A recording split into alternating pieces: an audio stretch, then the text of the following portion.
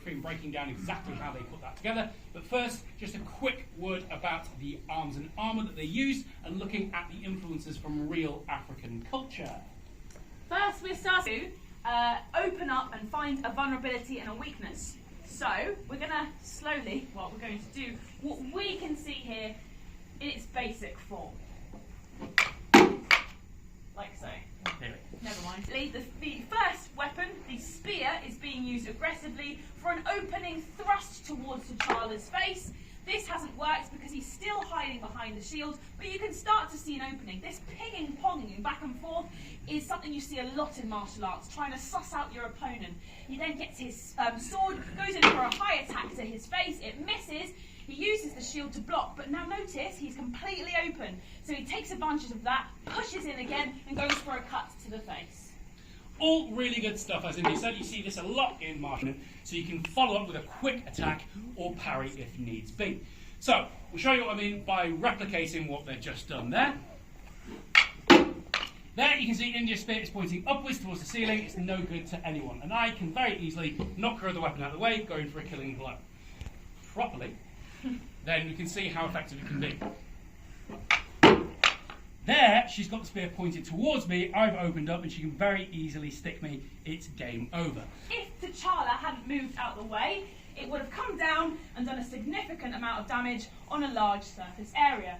In this clip, in fact, we actually see a lovely character moment where T'Challa has an opportunity to stab Killmonger and retracts the weapon, again demonstrating his defensive style. But there is a couple of other options he could have used for this double attack. One, there is still merit in just using one weapon. If you're using one weapon, you're going to use your whole body in order to use it. The power driving through your hips, coming down, attacking your opponent like so. So you don't necessarily need two weapons. However, they could have used a style from an Indonesian martial art where you stagger the weapons ever so slightly. So you use the first weapon to get rid of their defense and kill with the second, and I shall demonstrate like so. So what I've done, used the first weapon to get this out of the way, albeit being very careful that I don't actually break the weapon, and this as well coming down, cracking Richard on the head, splitting him in twain, and having... When you're going to strike, you want to be as quick as possible so that you can win. But in stage combat, you do want them to know so you don't accidentally take them out. So how do you let them know? Well, you can do it one of two ways. Telegraphing. You let them know the attack is incoming by either bringing back your weapon like so, or using a threat with the non-pointy end. This bit being the pommel, which is the opposite side of the pointy bit. So you threaten with the pommel. Fellow actor knows that an attack is incoming, so they have time to respond. So when you do make that attack, you can block it safely. Now, done at slow speed like that, looks a bit eggy, you can kind of tell it's fake. So, as with all of these techniques, the key really is on timing. Trusting your fellow actor and being as quick as possible without jeopardising safety. Yes, the classic Hollywood bind. You're going to notice this now in every film you watch where there's two people fighting, especially in Star Wars. They do it a lot. And again, we're not trying to be critical, but there are a few gripes that we have with this. In this particular example, you have two characters locking both of their weapons together, having a bit of a scuffle, probably to give you guys, the audience, some character information, like so. Oh, you really upset my mum! Yeah, well, you did my sandwich for lunch, give it back. So. There'll be dialogue. In a fight, you don't necessarily want that to happen. You're constantly trying to assess your opponent. You want to find a weakness. So what might have been an interesting choice, and you can see it kind of here with T'Challa kind of going, what are you going to do? What are you going to do next? They are trying to suss each other out, but it just goes on for a really long time. What I would suggest instead, much like you see in any manuscript of a bind or a parry, because it does happen a lot in martial arts, I would have released one weapon and then used it. I wouldn't have wasted time in staying here because it gives him time to do the same to me. Now, up next we have a 1-2 leaping attack from both T'Challa and Killmonger against each other. And it's quite rhythmic in its execution. It almost feels more like a dance than a fight. And that's on purpose. Andy Gill and Jonathan Eusebio, who were the stunt coordinators and choreographers of this fight, really wanted to take a lot of influence from African stick fighting, which still happens to this day. You can watch it on YouTube. It is very rhythmic in its execution.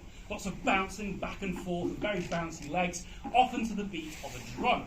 And in fact, when they were rehearsing this fight, they would rehearse to the beat of a drum, and they would continuously change the tempo, so that the actors were focusing on that rhythmic quality rather than the muscle memory. So it felt a little bit more flowy, a little bit more dance-like. Hey! Okay, so we've slowed this down for you. Next we have a brilliant example of what is known as stacking. Happens a lot in film, mainly because it uses perspective. It happens in film because as a cameraman, we can control the perspective of what the audience sees. From here, you can kind of see that his spear is actually nowhere near the actor's face. And that is on purpose. Could you imagine if I was an actor and suddenly someone came towards me with a very sharp, pointy thing? I would be looking at the risk assessment and deciding whether or not I wanted to do this acting job.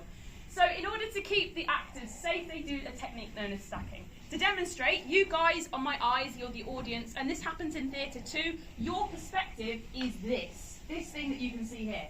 So I'm going to take advantage of your perspective, and I'm going to get Richard to slice my cheek, please. So what sells it is my reaction. It's reverse, or change the perspective and show you what we just did. Richard thrusts towards my face, but is actually nowhere near me. Keeps me safe. Means I can live to work another day. Instead, it is up to me, the actor, to sell the attack. Richard, and I move forward out of the way, and then he adds some blood and some effects in a moment where he touches his wound and looks up in a very dramatic way. Again, brilliant piece of stage combat, keeping both actors safe and selling the illusion. Now, coming close towards the end of the fight, we have a thrust from the pole of T'Challa's shield towards Killmonger, which he defiantly blocks with his arm and gives a devastating kick. Now, I don't advise doing that, because that's a really good way of getting your arm stabbed. You've got a sword there for a reason, use it. However, that's not what I want to highlight. What I want to highlight is there is a small mistake in this sequence. It's really, really small. You probably won't notice it at speed, so we slowed it down. Keep it running for a little bit. Has anybody spotted it yet? Go on. Yeah. CGI, or computer-generated imagery. This is a new technique they're starting to utilise a lot more filming fights for screen, which is where they cut parts of a weapon off to make it safer to perform any kind of thrusting attack. And all they do is in post-production, they add it in with computer effects. So, on the day when they were filming it, that is the shield that T'Challa was using. You can see at the top there, the pole has been cut off close to the shield. Means it's a lot safer, a lot easier to do those kind of thrusting attacks, or even if someone gets stabbed. However, it does cause a couple of problems. First and foremost, the aforementioned mistake. Small little continuity errors, but thankfully you probably wouldn't notice them at speed. The bigger problem is, as an actor, trying to sell being hit by one of those, or even trying to do a hit when there's nothing there. That's really, really tough, and it takes all of your acting ability to pretend there's something in the way, and a lot of control as well to make sure you don't actually hit your fellow actor. Okay, next we have an example of aiming off or casting. Like I've said before, Richard and I have a background in acting, and we both trained at prospective drama schools. It's really advantageous not to hit the person you're fighting, even though you're trying to make it look convincing. So how do they do it? Well, this aiming off is one of the examples. Casting is very similar to the casting of a fishing rod. The weapon goes first and kind of goes the long way round. If Richard was actually going to strike me, he would just go through my face and strike me. Instead, Richard is going to go the long way round and extend at the very last moment. So if I stay still and I don't react, Richard, I am never going to be in danger. However, it does still look like he's going to hit me, even more so if I react. And I move out of the way, see the threat incoming, but it keeps me safe. If, for example, I had a mind block and couldn't remember what the next piece of choreography was. And to further highlight this, even when you don't have a weapon, which is what happens, still delivers this massive haymaker towards Killmonger. But similar things are there to put in place so that you don't get a black eye. If you notice very carefully, Killmonger actually ducks before the punch is thrown. So once again, it's this threat and response system. If I were to just land a punch towards India, she has to rely on her cat-like reflexes to try and get out of the way. So instead, you do that threat and response. Threat by pulling your hand back, she responds by ducking, I punch where her head was. So when you do it at speed, hopefully it sells it without injuring your fellow actor. Storytelling as well, because it results in this. T'Challa being stabbed in the stomach. Now, how does that happen, and how do we keep actors safe when doing stuff like this on stage and on screen? There are several different ways. So what we've just seen is the haymaker. He's ducked, and this has opened him up to do an attack and thrust him. But obviously, with a sharp, pointy implement like this one, I could do my fellow actor some damage. So there are several different ways. One of them is the old under the arm trick, which I know all of you here have done at some point or another, playing with swords. You do this.